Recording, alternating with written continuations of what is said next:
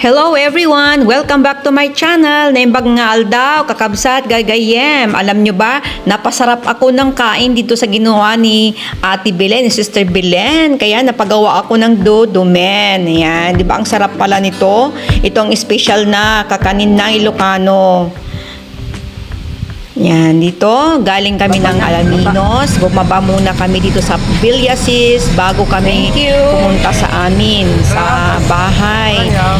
Yan, dito kami sa Villasis. Galing po kami ng Alaminos dito sa araw na ito. Ito ay Villasis na kami. nakaraang taon.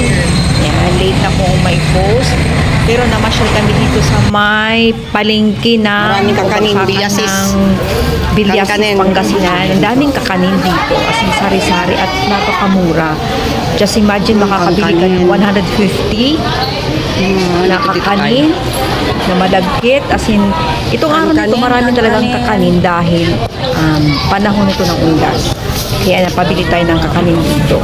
Actually, bala ko talagang gumawa ng kakanin. No, ano tayo tadeng? Kaya lang, medyo Ito may isa.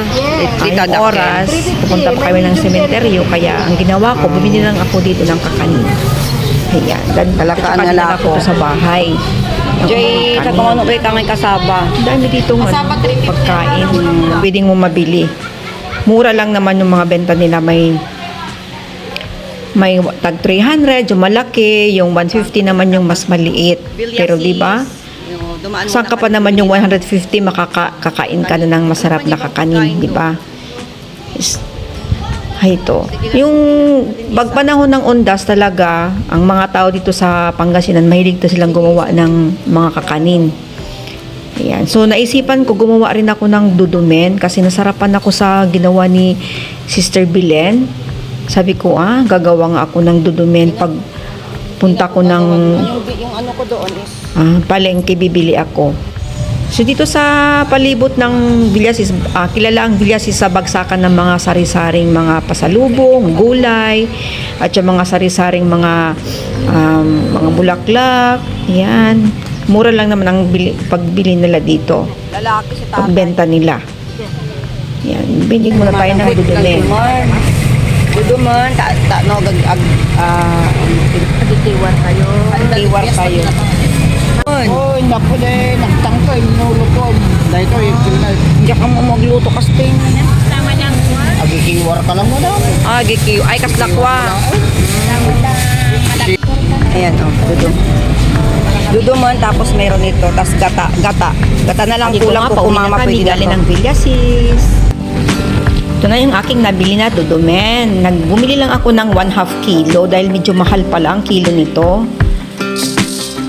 Ayan, gagawa tayo ng kakanin na dudumen.